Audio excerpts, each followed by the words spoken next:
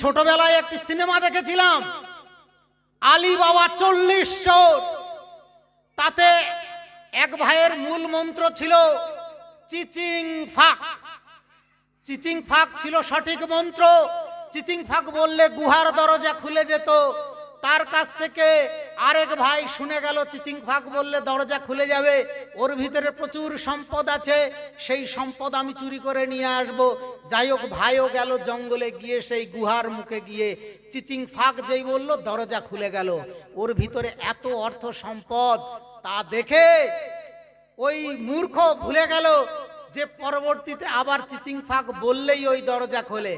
ও তখন একবার বলছে চিচিং আলু, মানে আলু ফাক, ঝিঙে ফাক, পটল ফাক। আরে ওই মূর্খ ভুলেই গিয়েছে যে ওটার মূল মন্ত্র ছিল চিচিং ফাক। ও আর চিচিং ফাক মনেই করতে পারলো না, অবশেষে তার মৃত্যু হয়েছিল। তো এই গল্পটা কেন বললাম জানেন? আগামী 26-এ নির্বাচন আছে। ওই নির্বাচনে ভোট গ্রহণ, অর্থাৎ যে বুথে আমরা ভোট দিতে যাব, সেই বুথে যাওয়ার আগে প্রত্যেকটা মানুষ, মা ভাই বোন থেকে প্রত্যেকটা নাগরিক, সুচিন্তিত নাগরিকের মাথায় রাখতে হবে সেই চিচিং ফাক নামক ভারতীয় জনতা পার্টির প্রতীক পদ্মফুল। যদি আপনি ভোট দিতে গিয়ে ভুলে যান মন্ত্রটা ছিল পদ্মফুল নামক, চিচিং ফাক যদি আপনি মনে রাখতে না পারেন, তাহলে সেই আলু ফাক, ঝিঙে ফাক, পটল ফাক, ওই রকম আপনার অন্য জায়গায় ভোট গেলেই মৃত্যু আপনার অবশ্যম্ভাবী।